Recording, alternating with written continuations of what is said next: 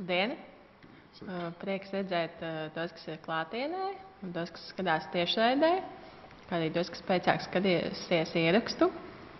Šodien mums ir kārtējā apmācība par informācijas tehnoloģiju drošību. Šoreiz pārmaiņas pēc vadam mēs.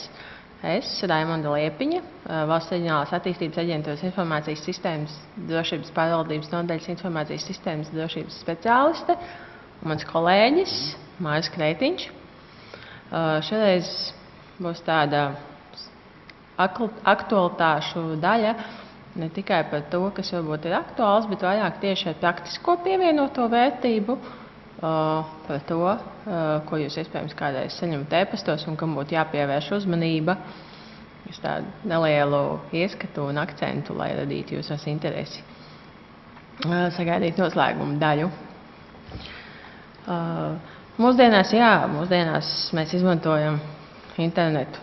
Nu jau visur, gan telefonos, gan portatīvajos datoros, gan caur televizoru, planšetēs. Tas pielietojums ir diezgan plašs. Viens, par ko es teiktu, kas ir tāda lieta, par ko arvien vairāk aizdomājās organizācijas, nodalīt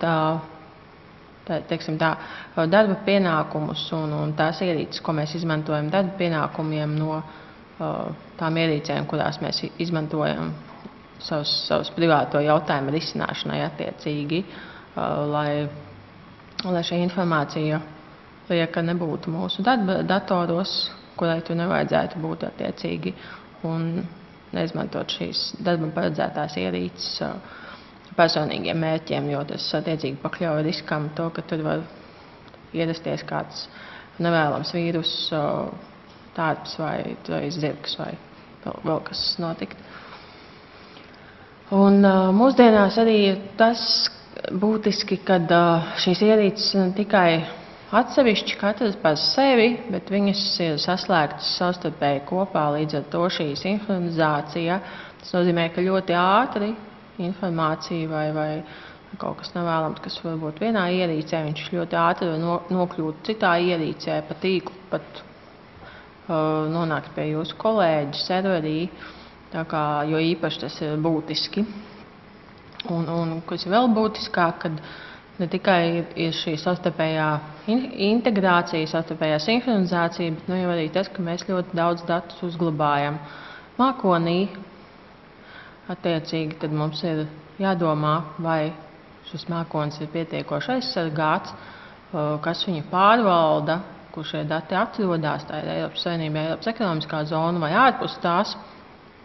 Un attiecīgi jāskatās, kāda ir pieejamība citiem šai informācijai.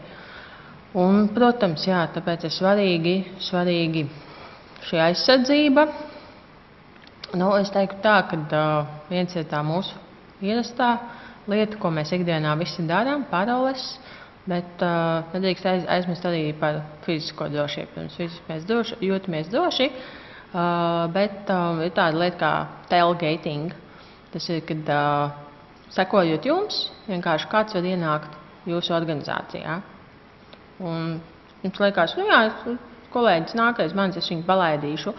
Bet, es ieteiktu tomēr pievērst uzmanību tam, kas iet aiz jums, ja jūs ejat pa durvīm, kurās jūs izmantojat caurlaidi, ja nav, piemēram, šis turnikets saucamais, kur pa vienam cilvēkam iet, vai arī pievērsiet uzmanību, kas pa cilvēkiem tomēr atrodas jūsu organizācijas gaitiņos, jo īpaši kādos kabinetos nedodies vieni paši, lai nenotiktu kaut kādas darbības, jo faktiski profesionālim ir vajadzīgs ļoti maz laika, pat dažas minūtes, lai viņš varētu veikt savas darbības, ko viņš ir ieplānojis. Tāpēc tiešām pievērsiet tam uzmanību. Otrs, paroles ikdienā lietojam, nereti ir grūti, jo sistēmas, ko mēs lietojam, ir daudz, gan darba vajadzībām, gan varbūt paralēli privāti. Attiecīgi šo paroļu ir daudz, sarežģītības pakāpe viņām tomēr prasās diezgan augsta. Attiecīgi vēlamais ir lietojiet šīs paroles dažādas. Ir grūti, bet ir jāmēģina tātad izveidot kaut kāda sava sistēma, nevis ko mēs pierakstām uz papīra, bet ko mēs varam galvā atcerēties, kā to paralēli veido. Iekšēji, kā saka, katrs var nodefinēt sev, kā viņš viņu veido. Pieņemsim, viens no kolēģa Aņa Vāslava jau iepriekš ieteikumiem bija, kad paņemam kādu labi pazīstamu dziesmiņu, pantiņu, tautas dziesmiņu, ko mēs zinām, kas mums ir sirdī mīļa un tuva, un attiecīgi to pantiņu dziesmiņu sadalām pa kaut kādām rindiņām vai ko, un varam izmantot paralēm. Varbūt nedaudz sarežģīti ir tas, ka šo mūsdienās jākombinē viņi ir ar šī parole ne tikai ar burtiem, lieliem, maziem, bet arī simboliem un cipariem attiecīgi, bet arī tur gan jau jūs varat atrast sev kaut kādus saistošus skaitļus, protams, vēlams ne dzimšanas datus, jo tos ļoti ātri tad attiecīgi var izskaitļot, bet kādus citus, kas jums varbūt ir personīgi svarīgi, ko jūs varat attiecīgi norādīt. Protams, vēl sarežģīti, paroles mainās, viņas ir jāmaina drošības apsvērumu nolūkos, un tad arī pārdomājiet, kā varbūt sev atvieglot dzīvi, lai tā parole varbūt kardināli nemainītos, bet kaut kādus tur mainot attiecīgi dažus simbolus, jūs varētu viņu paturēt vienmēr prātā. Un nereti tā, it kā ievedot paroli, es šobrīd atceros viņu, un tad, kad viņu man vajag vēlreiz ievadīt, tad ir jāsēž ilgi un jādomā gari, kāda tad tā parole bija. Reizēm izdodās uzminēt, reizēm neizdodās uzminēt. Runājot par tiem galvenajiem stūrakmeņiem, par ko mums vienmēr jāatcerās, es gan gribētu sākt ar to trešo mūsdienās konfidencialitāti, kas ir gana būtisks jautājums, jo īpaši pēc vispārējās datu aizsardzības regulas, jeb saucamā GDPR pieņemšanas, attiecīgi, kad ir jāievēro tās prasības, gan kas ir noteikts organizācijā attiecībā uz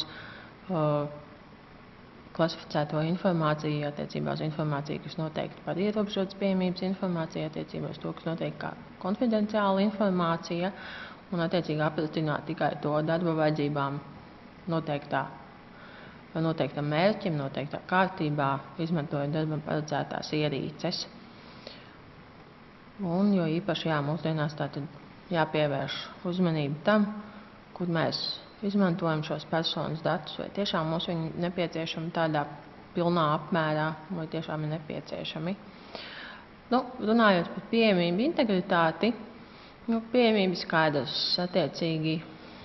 Ja mūsu dators nedarbojās, mums ir zināmā mērā tāda kā piespiedu dīkstāve, nevaram veikt kaut kādas darbības. Par integritāti, attiecīgi, tas var radīt izmaiņas sistēmas vai servisa kvalitātē, kad it kā pakalpojums ir pieejams, bet nepilnīgā apmērā viņš nefunkcionē vai, zināms, laika nobīdes attiecīgi, un tāpēc tas izraisa šādas pārmaiņas.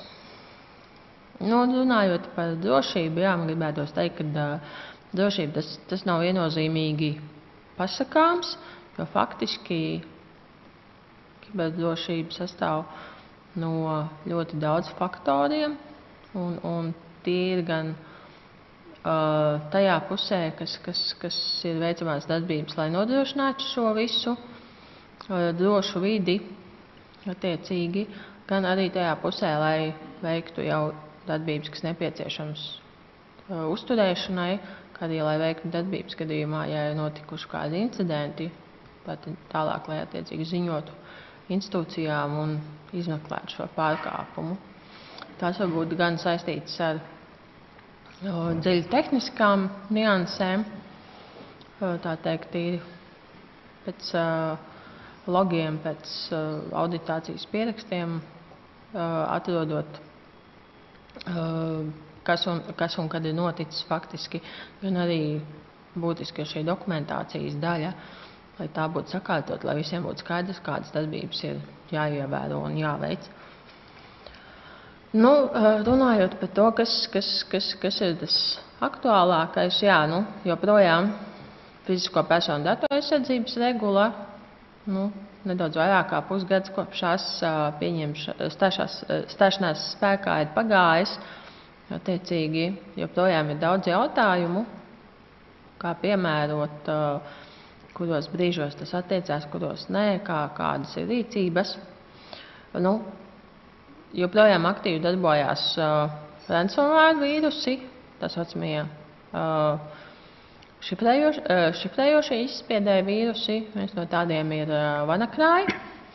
Viņš savu, zenītu bija sasniedzis 2017. gada pirmajā pusē, aptuveni vai pat gada vidū. Likās, ka tā kā ir nedaudz apkarots, bet atkal viņš jauniem viļņiem nāk ārā. Tā kā no tā arī jāuzmanās un vienmēr jāatcerās, ka arī gadījumā, ja jūsu dators ir nokriptēts, vienmēr ir varianti, kā var atrisināt šo jautājumu, jo atceramies, ka datoriem, tā informācija, ko mēs uzglabājam datoros, ir backup versijas, tātad šīs rezerves kopijas, no kurām mēs varam atjaunot datus.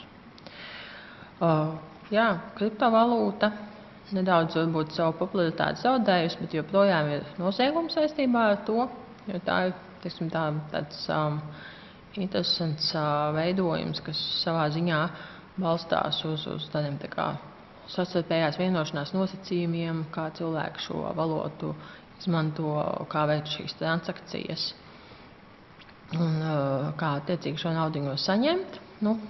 Tiešā veidā kiberuzbrukumi, kas var tikt veikti gan vienas valsts ietvaros, gan no vienas valsts uz citu valsti.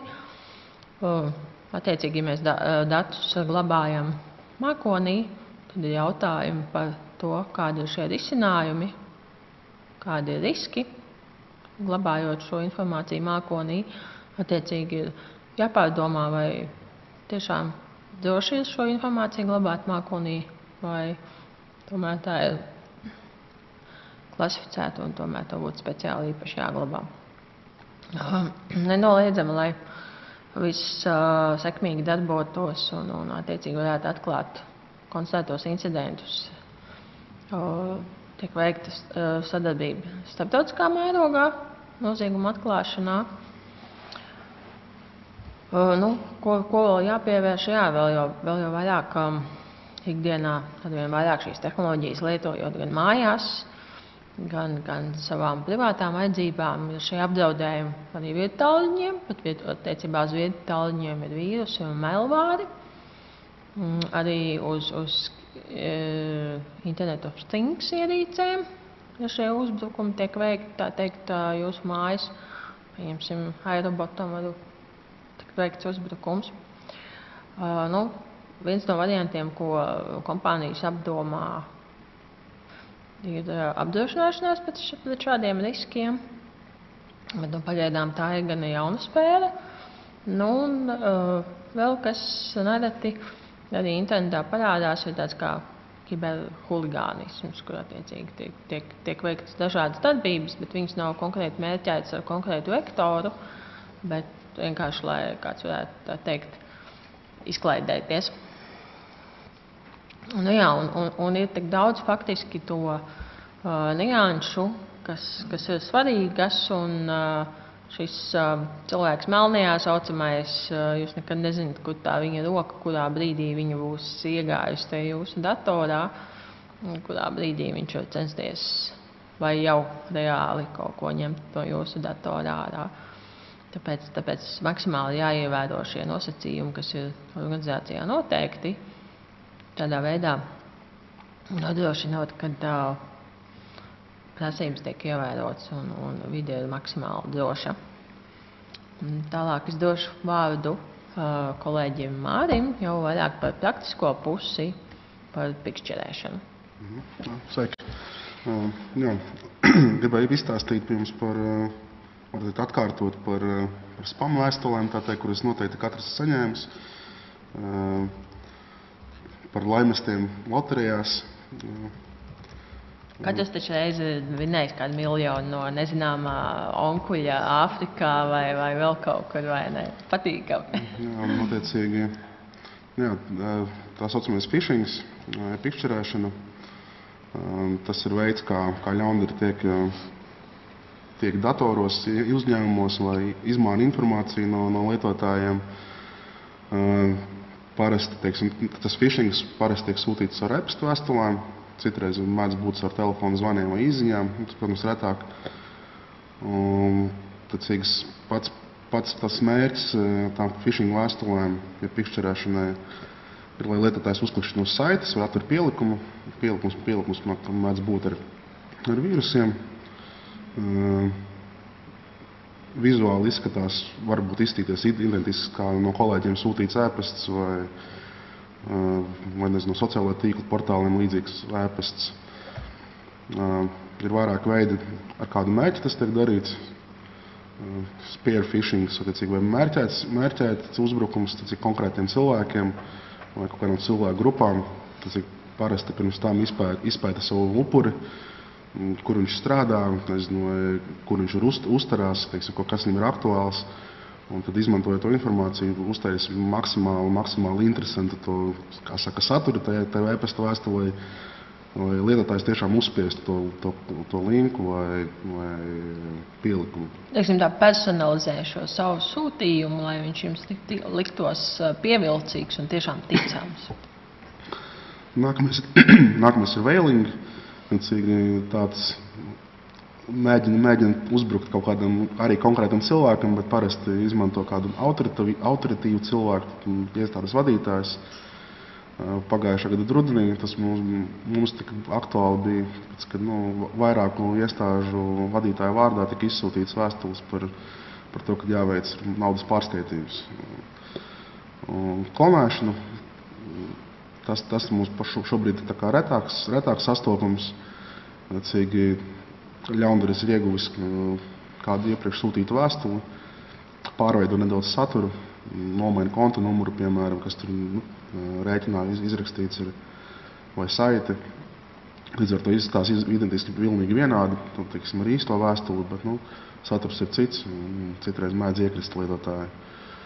Pats populārākais mass phishings, vienkārši masveidā sūta visiem, nepersonalizē, maksimāli daudz izsūta, maksimāli daudz, lai saņemtu un atvērtu tās vēstules.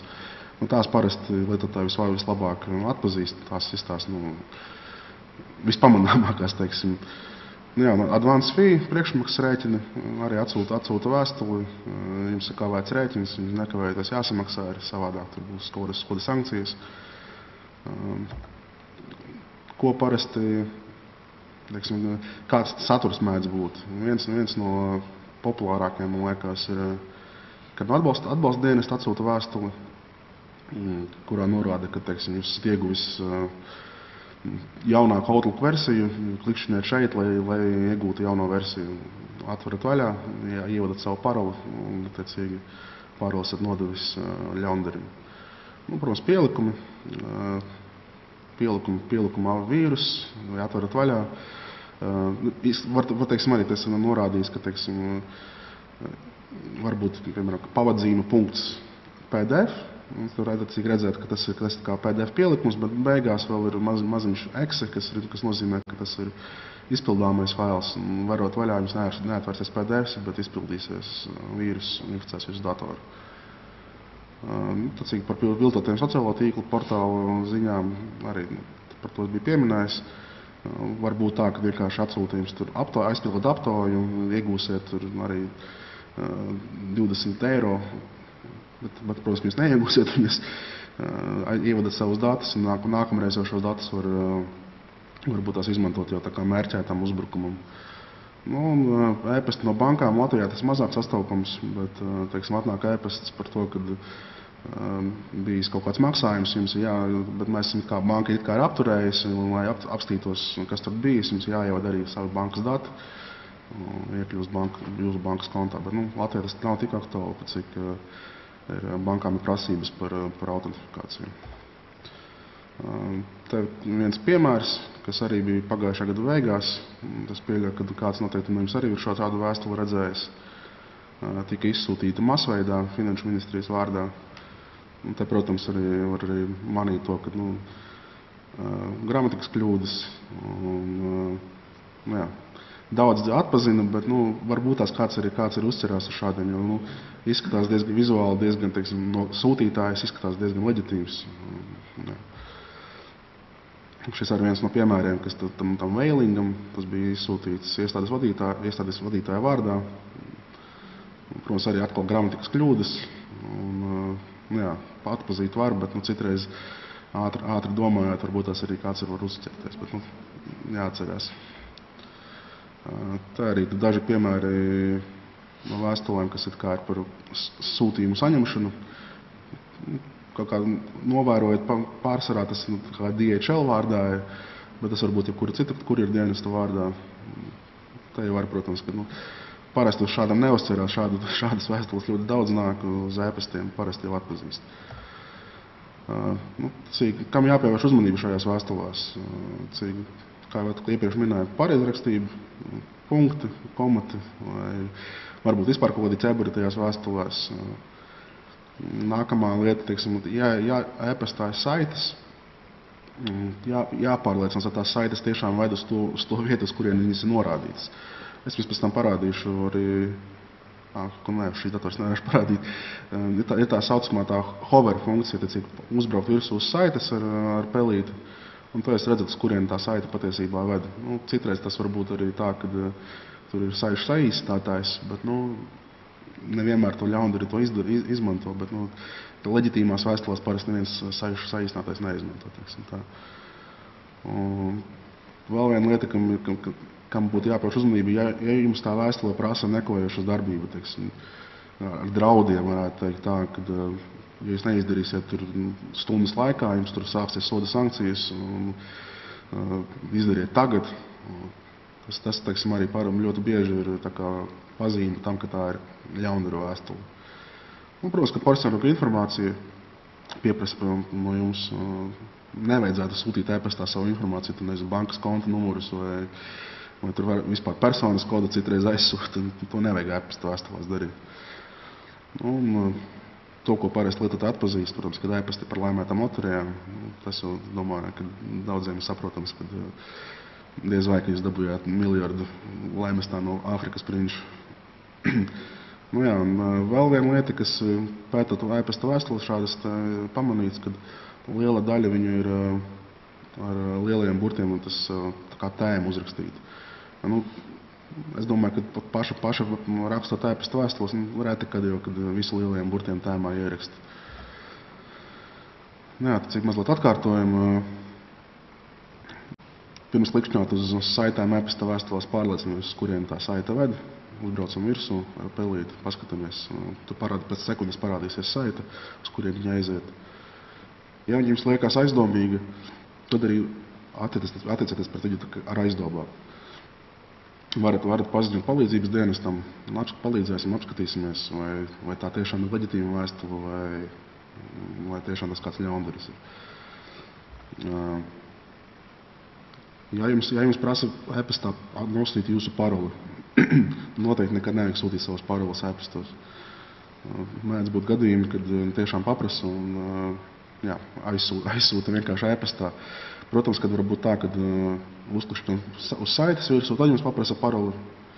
Arī tur ir jābūt uzmanīgam, jāskatās, kas tā par saiti, kas ir atvērusies, vai domēns atbilst tam, uz kuras jūs spiedāt. Jāpadomā tiešām tur vadīt savu paroli iekšā. Ja ir šaubas par e-pasta vēstules izcelsmi, no kurienes ir atnākusi, teiksim, bet ir, protams, kaut kāda kontaktinformācija,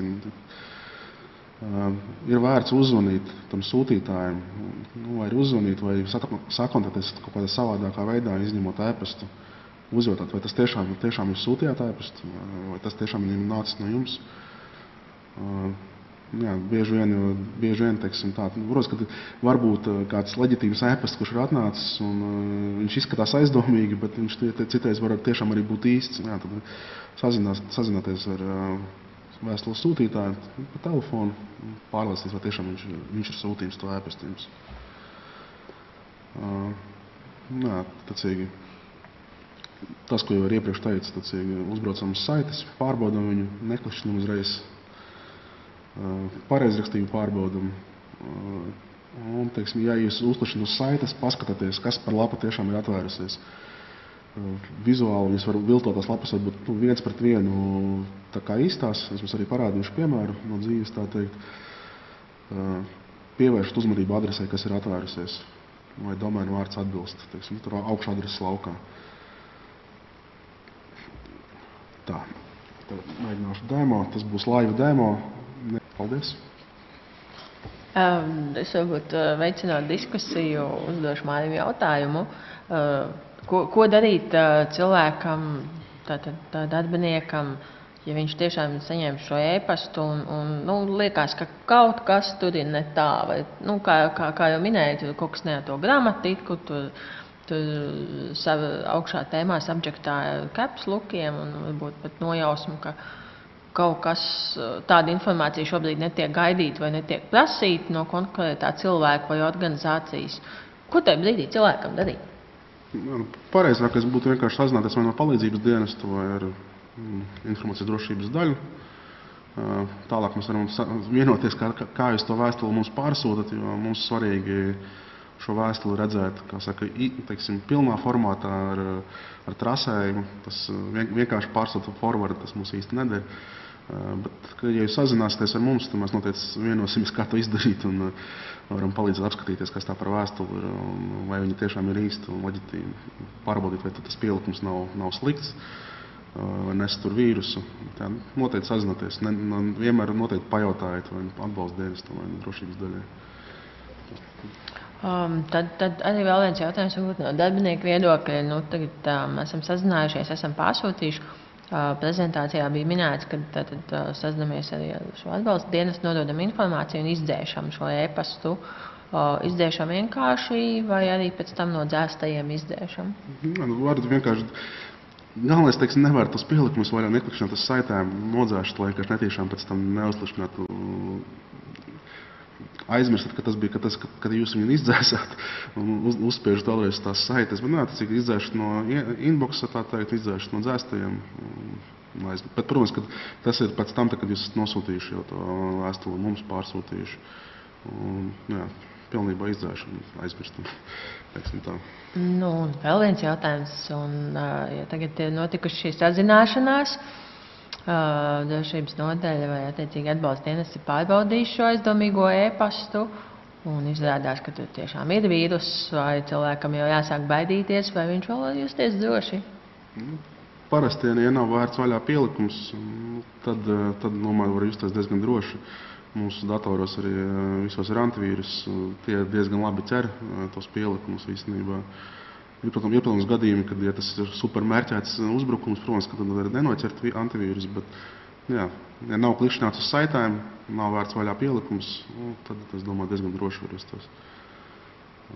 Galvenais padomāt pirms klikšķināt, vai ir to vērts, teiksim tā. Varbūt kādam auditorijā ir jautājumi?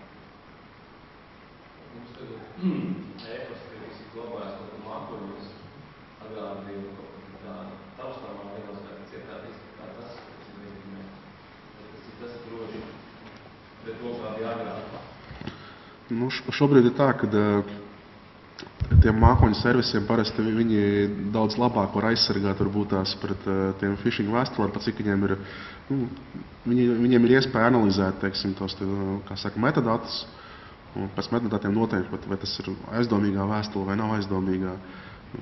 Šobrīd ir tā, ka ar tiem mākoņu e-pastiem mēdz gadīties, ka viņi nav pieejami. Es nezinu, iespējams, ka jums arī jūs esat saskāries tagad pēdējā nedēļā, man tā liekas, ka no Microsoft puses bija problēmas ar mākoņu pakalpojumiem. Bet jā, es domāju, sliktāk noteikti nav, noteikti ir tikai labāk. Vēl kādi jautājumi?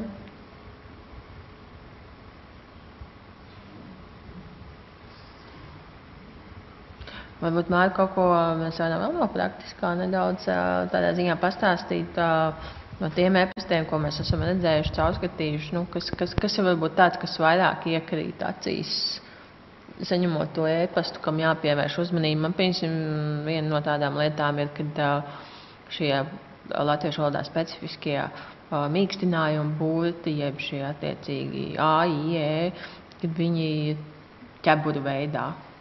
Tā kā viņiem jābūt, bet ķeburu veidā tas uzreiz tā iekrīt acīs, ka kaut kādā savādākā veidā tā informācija nākus nevis klasiskā veidā. Jā, tas tieši arī tā vienā tai piemēra vēstulē arī tā bija. Mēģināšu patīt atpakaļ mazliet. Arī šeit, cik var redzēt, kad viņi nav atpazinuši, tur vienkārši jautājuma zīme, tacīgi. Saprast, ka tas kaut kā ģenerētais e-pasts, visticamāk, ar automātisko tulkotāju un diskritkriskajām zīmēm vienkārši neatpazīst. Jā. Nu, tas arī, tas var būt tās tieši priekš mums, priekš Latvijas, var būt tās kā plus, ka mūsu valoda salīdzinoši maza ir, un tie ļaundari, kas izsūta vienkārši masveidā, ka viņiem ir problēmas latviešu valodu. Bet, protams, ka ja ir kaut kāds tēmēts uzbrukums, kas ir paredzēts, tieši varbūt tās konkrētas ministrijas vai konkrēta darbinieku, kā saka, uzbrukumam, tur, protams, latviešu valoda būs visticamāk atstrādāta, labi uzrakstīta. Tāpēc jāpievērš uzmanība, kas tā par saiti, kas ir atvērusies, kas par domēnu. Tā, ko es arī rādīju, vizuāli lapa var izstīties 1:1 tā kā īstā. Un, ja kādreiz varēja to spriest, teiksim, tur pie adreses laukā bija tas tā kā piekrama atslēga zaļa. Tagad arī tam nevar uzticēties, jo arī ļaundari var certifikātus savai lapai uztaisīt. Arī šai lapai, bet tas tā bija manai paroļu ķeršanas lapai, tā teikt. Jā, ka vienkārši jābūt uzmanīgam, jāpārliecinās pirms klikšķināt, vai tas tiešām ir tas, vai tiešām gaidat no šī cilvēka e-pastu, vai tas tiešām varētu būt tā, ka tas no viņa nācis. Nu, un ja arī atvedat šo linku, tad rūpīgi skatieties, kāda informācija tur tiek prasīta, vai tas tiešām ir saistībā ar jūsu pienākumiem, vai tā informācija nav kaut kāda plašāka, jo īpaši, ja sāk prasīt jūsu lietotāju vārdus, paroles. Arī, teiksim, uzklikšanāt uz saites, tur var būt arī dažādas veids. Var lejupielādēt atkal pielikums, ja kaut kas lejupielādējas, protams, ka nevarat vaļā uzreiz. Tas ir uzreiz liek domāt, ka kaut kas nav tīrs tā, ka, ja prasa ievadīt paroli, pārliecināt, tad iespējams var gadīties tā, ka tiešām viņš arī prasa paroli, mums piemēram no namēja nāk e-pasta uzklašanot, tur viņš citreiz paprasa paroli ievadīt, bet vienkārši pārliecinās, ka tas tiešām ir namējs. Jā. Pārliecināties, ka tas tiešām ir tas, ko jūs gaidat. Nu, vai arī, ka tas sūtītājs ir autentisks. Jā, tiešām. Protams, ka, teiksim, kolēģis, ja lūdzu tādu darbību veikt. Sūtītājs no vai from lauks, to bieži vien var viltot. Tas bija arī redzams, ka šajās finanšu ministrijas vēstulēs. Tur gan, protams, no viņu puses mazliet varbūt tās nebija konfigurācija problēma, bija kāpēc ļaundaris varēja viņu vārdā izsūtīt šīs vēstules tik veiksmīgi, bet jā, nevar uzticēties, teiksim, tā from laukam. To var uztaisīt kā jebkādu, arī es varu izsūtīt, un principā jebkura cilvēka vārdā izskatīsies, ka tas ir no viņa nācis vēstuli. Tā kā, nu, jāpārliecinās. Jā, varbūt kādi jautājumi radušies? Ja ir konstatēts gadījums, kā jūs rīkojaties, pēc tam, dodat to policijai, kā jūs, teiksim, lai izķertu šos ļaunos cilvēkus, kas, teiksim, meklē tos datus un pēc tam viņus ļaunprātīgi izmanto? Šobrīd tā, kad supermērķēt uzbrukumu mums nav bijuši, vismaz nav pamanīti, teiksim tā. Policija netiek nodots pat cik liela, teiksim, pēc trasējuma, tas ir redzams, ka tas ir nācis kaut kur no ASV. Tās vēstules ar ASV ir diezgan sarežģīti kaut ko tālāk, kaut ko darīt. Protams, ka var noplicēt mūsu e-pasta gatewayā tā saucamajā, kas tecīgi, lai tās vēstules vairāk mums nenāktu, bet ļaundari noķert diezgan sarežģīti šādā situācijā, ka tas ir citā valstī, vispār citā kontinentā, citā jurisdikcijā. Bet, ja tas ir kaut kur Eiropā, protams, ka var ziņot certam, certs tālāk ar policiju sazināties. Bet, jā, vienmēr tie ļaundari noslēpjas tā, ka sarežģīti ar to ir. Vēl kādi jautājumi varbūt radušies? Nu, ja jautājumu nav, tad teiksim paldies auditorijai, klātienē, gan tiem, kas šobrīd skatās, gan tiem, kas vēlāk skatīsies. Un vēlreiz atgādināsim visu, ko saņemiet e-pastos. E-pasti noteikti ikdienā jums nāk ļoti daudz. Tomēr pievērsiet uzmanību, pirms jūs spiežat uz šīm saitēm, linkiem un varat vaļā pielikumus, vai tur kaut kas aizdomīgs neparādās. Ja parādās, droši ziņojam atbalsta dienestam vai sazinamies ar Valsts reģionālās attīstības aģentūras informācijas sistēmu drošības pārvaldības nodaļu, sniegsim vajadzīgo atbalstu, risināsim. Paldies! Paldies!